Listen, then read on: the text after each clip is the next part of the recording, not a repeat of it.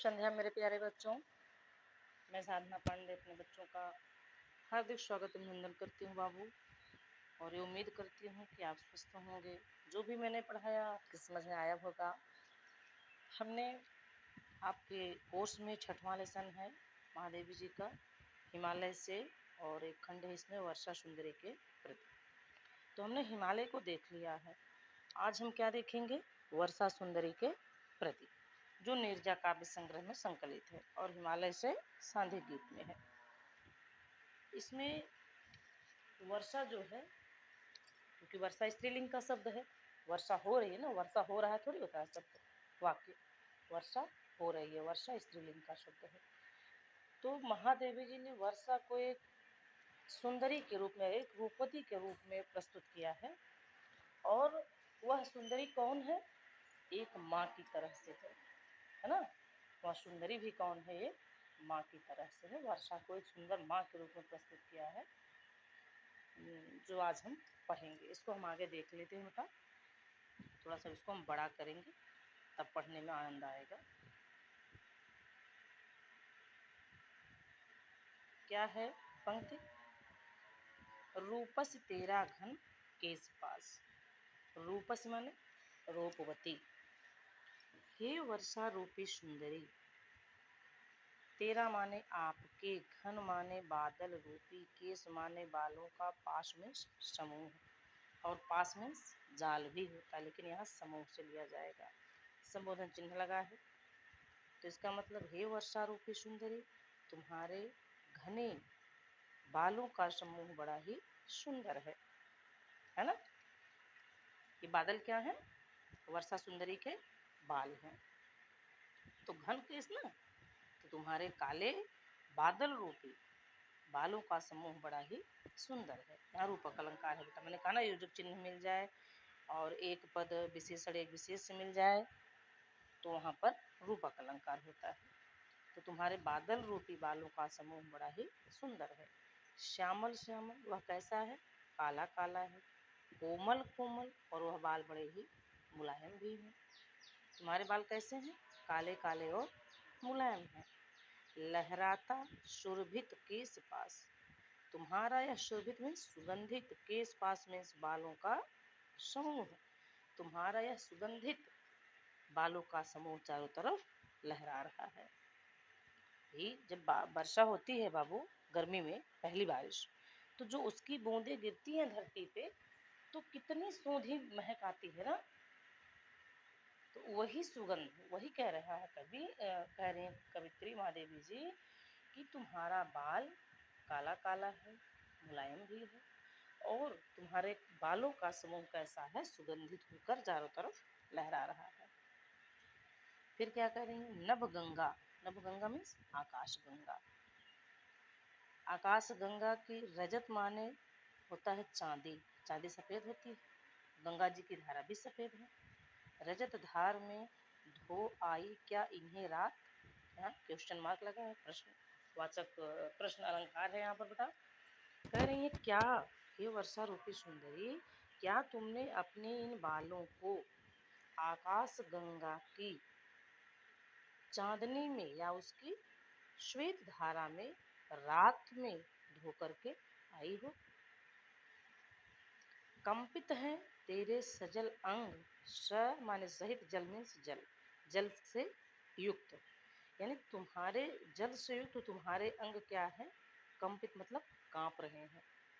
भाई कोई भी बहुत देर तक नहाया हो और उठे, उसके शरीर पर पानी की बूंदें हों, एकदम पानी लगा हो, तो गर्मी में बेटा बहुत देर तक हम ट्यूबवेल में या नदी में नहा लेते तो ठंडक लगने लगती है। हरिद्वार की बात छोड़ दो, हरिद्वार में तो बहुत ठंडा पानी आता ही है। यहाँ आपके आसपास के ट्यूबवेल में भी, जैसे अगर हम लगातार आधा घंटा उस ट्यूबवेल के पानी में नहा लिए ना, तो कितनी भी गर्मी हो बेटा, वो धीरे धीरे हमको ठंडक लगने लगती है। ये मैं अपनी अंदाजी बात बता रही हूँ। हमारे यहीं घर पे ही ट्यूबवेल है, द्वार पे ही। तो हम लोग गर्मी में खूब मस्ती करते हैं, उसमें नहाते वाते हैं, तो बड़ा आनंद आता है बाबू। तो कुछ देर के बाद ठंडक लगने लगती है कि ट्यूबवेल का पानी बहुत गहराई से, बहुत नीचे से आता है। तो ही क्या कह रही हैं? कंपित है तेरे सजल अंग, यानी जल से भीगे हुए तुम्हारे अंग कांप रहे हैं। सिहरा सा तन हे सद्य स्नात। सद्य, सद्य स्नात ये संस्कृत का शब्द है बेटा। सद्य माने अभी तुरंत, स्नाता माने स्नान करके आई हो। तन माने शरीर, शिहरा सा यानी शिहर रहा, रोंगटे खड़े हो रहे हैं। जब ठंडक लगती है रोंगटे खड़े हो जाते हैं ना, तो कह रही है कि तुम्हारा अंग जो है कांप रहा है, इसके रोंगटे खड़े हैं। क्या तुम अभी अभी तुरंत स्नान करके आई हो? फिर आगे क्या कह रही है? भीगी अलकों के छोरों से, भीगी माने भीगी हुई, अलक माने बाल की लट, अलक अलक माने क्या होता है? बाल की लट, उसका जो किनारा होता है। क्या तुम्हारे भीगे हुए बालों, नहीं सॉरी, भीगी अलकों के छोरों से, तुम्हारे भीगे हुए बालों के किनारे से चूती बूंदे, जो बूंदे टपक रही हैं, वो क्या कर रही हैं? कर विविध लाश, लाश माने नृत्य। अगर यही तालब्य यानी बड़ा सा होता तो लाश माने शव हो जाता। हम कहते हैं ना कि लाश मिली, आपने सब सुना होगा कि वहाँ लाश मिली है, या मतलब लाश अभी पड़ी है, अभी दाह संस्कार के लिए जाएगी।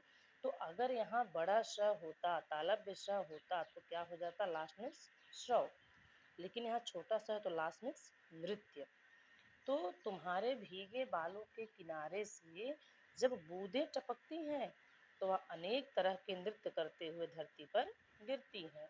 रूपस तेरा घन केस पास, हे वर्षा रूपी सुंदरी, तुम्हारे बादल रूपी बालों का समूह बड़ा ही सुंदर है। तो बादल से ही तो पानी टपकता है, तो वही टपकना क्या है? बादल, उनके बाल की कल्पना की है महादेवी जी ने। तो उन बालों से जब पानी की बूंदें टपकती हैं, तो लगता है वो अनेक तरह के नृत्य करते हुए धरती की तरफ नीचे गिरती हैं। ठीक है, हम इसका अगला स्टैंजा देख लेते हैं। सौरभ भीना झीना दुकूल, सौरभ माने सुगंध से युक्त, भीना सौरभ माने सुगंध, भीना माने उससे भीना हुआ, युक्त, झीना माने हल्का पारदर्शी, गीला माने भीगा हुआ, लिपटा माने लिपटा है, मृदु माने कोमल, अंजन मीन्स होता है काजल, सा मीन्स की तरह, दुकुल मीन्स दुपट्टा। कह रहे कि तुम्हारा जो दुपट्टा है ना, वह काजल की तरह से काला और मुलायम है, जो गीला और पारदर्शी तथा सुगंध से युक्त होकर तुम्हारे शरीर पर लिपटा हुआ है। भाई स्त्री वस्त्र पहनती है ना बेटा, तो उसका जो दुपट्टा है, जो साड़ी का आंचल है, मान लो एक तरह से, तो वह कैसा है? अंजन मतलब काजल की तरह काला, बादल काला होता है ना, तो तुम्हारा जो दुपट्टा है वह काजल की तरह काला और मुलायम है, जो गीला है तथा पारदर्शी भी है, और वह सुगंध से युक्त हो तुम्हारे शरीर पर लिपटा हुआ है, तुमको चारों तरफ से लपेटे हुए है। चल माने चलता हुआ, अंचल मीन्स आंचल, से मीन्स से, झरझर झरते, तुम्हारे हिलते हुए आंचल से झरझर करके क्या गिर रहे हैं? पथ में माने रास्ते में, जुगनू के स्वर्ण फूल, स्वर्ण माने सोने के, फूल माने फूल। आपने देखा होगा जुगनू एक छोटा छोटा कीड़ा होता है, जो दुर्भाग्य से क्षम्यताम बच्चा, जो दुर्भाग्य से या हमारे कुकृत्यों से अब धीरे धीरे समाप्त हो गया। दिल बहुत ज्यादा जुगनू नहीं दिखता, हम लोग के बचपन में गर्मी में इतना जुगनू दिखता था, ऐसे जुगनू उड़ते रहते थे जमीन पे, और ऐसे भी हम लोग पकड़ते थे तो हमारे जैसे हमारे बड़े बाबा दादा और मतलब अम्मा लोग कहती थी कि मत पकड़ो, हाथ में छाले पड़ जाएंगे। उसको अगर हाथ में, वो जैसे थोड़ी जल्दी मर जाता था वो कीड़ा, तो कहते थे ना कि अगर उसको हाथ में, हम लोग पकड़ते थे खेलने के लिए उड़ते जुगनू को, हथेली में ऐसे बंद कर लेते थे, फिर छोड़ देते, उड़ जाता था। तो कहते थे कि पकड़ोगे अगर हाथ में वो बैठ गया तो तुम्हारे हाथ में छाला पड़ जाएगा, फिर लोग डर के मारे उसको नहीं पकड़ते थे। लेकिन आज के बच्चे, आज के मतलब दो बच्चे तो कुछ कुछ तो देख भी रहे होंगे, 2-4 साल के बाद बस वो मोबाइल में ही जानेंगे हाँ ये भी कोई कीड़ा था कभी। जैसे गौरैया गायब हो गई, गिद्ध गायब हो गया, बहुत सी प्रजातियां लुप्त हो गई बेटा। ये कहीं ना कहीं हमारे गौरैया जो है उसके पीछे ये मोबाइल का टावर बहुत जो है जिम्मेदार है। जुगनू भी ऐसे सब तमाम इन्वायरमेंट में ऐसा कुछ हम लोग कर रहे हैं, तमाम उथल पुथल, कि धीरे धीरे प्रजातियां समाप्त होती जा रही हैं। तो वही जुगनू क्या कह रहा है? पथ में जुगनू के स्वर्ण फूल, जब तुम्हारा आंचल हिलता है ना, तो रास्ते में झरझर करके जब जुगनू उसमें से नीचे गिरते हैं, तो लगता है कि सोने के फूल झर रहे हैं। दीपक से देता बार बार, तेरा उज्जवल चितवन विलास, कह रहे तेरा मीन्स आपका, उज्जवल मीन्स स्वच्छ, चितवन मीन्स बाकी चितवन, जैसे तुम्हारी जो तिरछी नजरें हैं, विलास, तिरछी नजरों क्या कहा गया, बिजली का चमकना। कह रहे हैं कि जब बीच बीच में बिजली चमकती है ना, तो ऐसा लगता है कि तुम तिरछी नजरों से देख रही हो, उससे तमाम प्रकार के हास विलास कर रही हो। जो तुम्हारी आंखें जब, बिजली रूपी तुम्हारी जो आंखें जब चमकती हैं आसमान में, तो लगता है कि बीच बीच में दीपक जल जाता है। हे वर्षा रूपी सुंदरी, तुम्हारे काले घने या तुम्हारे बादल रूपी बालों का समूह बड़ा ही सुंदर है। ठीक है, अगला हम पढ़ेंगे। उच्छ्वसित, उच्छ्वसित वक्ष पर चंचल है बक पातों का अरविंद हार, तेरी निश्वासे भू छू भू को। अगली लाइन है फिर वहां से, बन बन जाती मलेज बाजार। क्या कह रहे हैं, उच्छ्वास माने लंबी सांस छोड़ना। ठीक है, तो कह रहे हैं कि वो जो तुम सांस ले रही हो, जो तुम, कहने का मतलब हवा का चलना, ये हवा जो चल रही है वर्षा ऋतु में, उसको कवित्री जी ने क्या कहा है कि वर्षा रूपी सुंदरी सांस छोड़ रही है अंदर से। तो तुम्हारे सांस को छोड़ने के कारण तुम्हारे वक्ष माने हृदय पर, चंचल माने चलते हुए, जो बगुलों की पंक्तियां है ना, उसको देख के ऐसा लग रहा है कि तुमने अरविंद माने कमल का हार पहन रखा है, सफेद कमल का हार पहन रखा है। तो बरसात में आप देखे होंगे कि जब बारिश खूब होती है बढ़िया से, जब पानी लग जाता है चारों तरफ, तो बगुले आ जाते हैं वहाँ। क्यों? क्योंकि छोटे छोटे जीव जंतु जो छिद्र बना के धरती में रहते हैं, उनके छिद्र में पानी भर जाता है, तो पानी से ऊपर आ जाते हैं अपने छिद्र से। तो उन्हीं मछलियों को, छोटे छोटे कीड़ों मकोड़ों को खाने के लिए बगुले आ जाते हैं। तो सफेद बगुले कैसे लग रहे हैं, जैसे वर्षा रूपी सुंदरी के हृदय पर सफेद कमल की माला हो। तेरी निश्वासें छू भू को, तुम्हारी जो निश्वास है ना, जो तुम सांस छोड़ रही हो, वह पृथ्वी को छू करके कैसी लग रही है। अभी हम लोग इसको आगे देखेंगे कि जो तुम्हारी सांसें जो अंदर से निकल रही हैं, जब वो पृथ्वी को आकर छूती है ना, तो ऐसी सुगंध आती है ना, बन बन जाती मलयज बयार। वह जो सुगंध है और जो तुम्हारी सांसें हैं ना, वह मलया गिर की हवा की तरह सुगंधित और कैसी लगती है, मनमोहक लगती है, शीतल लगती है। केकी रव की नूपुर धनुषु, केकी माने होता है मोर, और रव मीन्स होता है आवाज, नूपुर ध्वनि सुन। जब मोर बोलता है वर्षा ऋतु में बादल को देखकर, बेटा ध्यान देना, केका मीन्स होता है मोर की बोली। ठीक है, केका मीन्स मोर की बोली, और केकी मीन्स होता है मोर, और रव मीन्स आवाज। तो केकी रव की नूपुर धनुष, नूपुर माने जो तुम्हारे पैजनी की घुंघरू है, उस जो बजते हैं ना, उसकी धुन को सुनकर जगती जगती की मूक प्यास। यहाँ जगती जगती दो बार आया है, यहाँ पर यमक अलंकार है। एक जगती मीन्स जाग जाती है, एक जगती मीन्स पृथ्वी की। मूक प्यास माने जो मौन प्यास है पूरे वर्ष भर की, वह जब मोर बोलता है ना, तो ऐसा लगता है कि तुम्हारे पैरों की घुंघरू बज रहे हैं, और उस घुंघरू की आवाज को सुनकर वर्षों से धरती की जो मौन प्यास है वह भी जाग जाती है।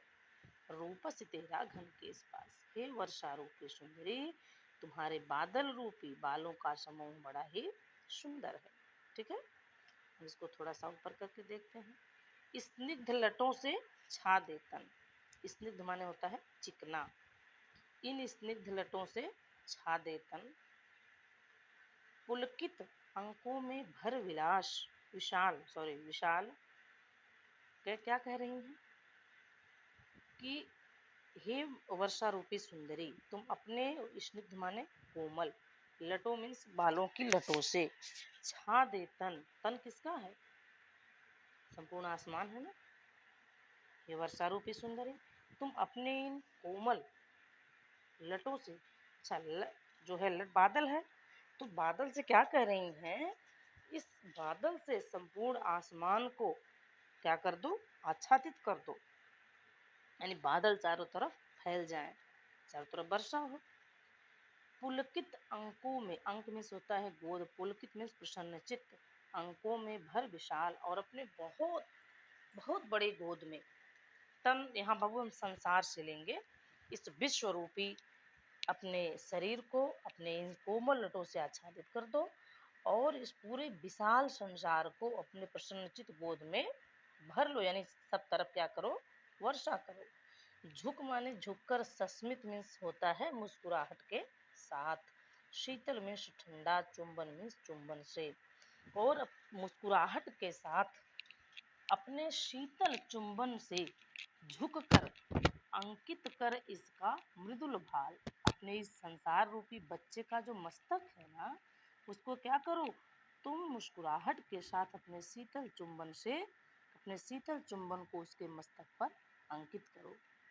कैसे माँ अपने बच्चों को दुलारती, उसका माथा चूमती है। हमने बताया ना कि यहाँ वर्षा रूपी सुंदरी को माँ की तरह से माना गया है ना बेटा। तो माँ अपने बच्चे को दुलारती है ना, तो उसके माथे को चूमती है। तो वही चीज़ जहाँ महादेवी जी कह रही हैं कि अय वर्षा रूपी सुंदरी, तुम मुस्कुराहट के साथ या मुस्कुराते हुए अपने शीतल चुंबन से अपने इस संसार रूपी शिष्य के कोमल मस्तक को क्या करो, उसका चुंबन करो, और जो अपने उस चुंबन को इसके मस्तक पर अंकित कर दो, दुलरा देना। ये वर्षा रूपी सुंदरी, तुम अपने इस संसार रूपी बच्चे को क्या करना, थोड़ा सा दुलरा देना, क्योंकि बहुत दिनों से तुमसे दूर था, साल भर वर्षा नहीं हुई, बड़ी गर्मी है आज भी बेटा, प्रेजेंट टाइम में बहुत गर्मी पड़ रही है, बारिश कम हो रही है और वाटर लेवल भी कम हो रहा है। तो क्या कह रहे हैं, दुलरा देना, बहला देना। ये वर्षा रूपी सुंदरी, तुम अपने इस संसार रूपी बच्चे को थोड़ा सा दुलार कर देना, प्यार दे देना, उसको बहला फुसला देना। यह तेरा शिशुजग है उदास, यह तुम्हारा संसार रूपी बालक, जग माने संसार, शिशु माने बच्चा। तो यहाँ भी क्या है, रूपक अलंकार है, संसार कोई बच्चा नहीं ना, लेकिन कल्पना की गई यहाँ महादेवी जी के द्वारा। तो तुम्हारा यह संसार रूपी बच्चा बड़ा ही उदास है, तुम उसको थोड़ा सा दुलरा देना और थोड़ा सा बहला फुसला देना। हे वर्षा रूपी सुंदरी, तुम्हारे बादल रूपी बालों का समूह बड़ा ही सुंदर है। हमने पढ़ लिया। तो कहीं किसी को कोई दिक्कत होगी बेटा तो आप कमेंट बॉक्स में लिख कर डालेंगे। सब्सक्राइबर बढ़वाइए बेटा, चैनल को सब्सक्राइब करिए, लाइक करिए, इसको शेयर करिए बेटा, जिससे कई लोगों को लाभ मिल जाए। इसका तो मैं कोई आपसे मूल्य ले नहीं रही हूँ, तो आप प्लीज़ मेरे लिए इतना कर ही सकते हैं कि अपने मित्रों में, अपने घरों में और लोगों के लिए इसको आप शेयर करिए, लाइक करिए, सब्सक्राइब करिए बच्चा, पढ़िए मन से। ये नीरजा काव्य संग्रह से संकलित है, इसमें खड़ी हिंदी बोली है, इसमें मानवीय कड़ अलंकार है, उपमा अलंकार है और रूपक अलंकार भी है, शब्द शक्ति इसमें लक्षणा है और श्रृंगार रस है। हृदय एकदम आह्लादित हो जा रहा है इसको पढ़ करके, है ना बेटा। यही सब है बेटा बाबू, हमने देख लिया।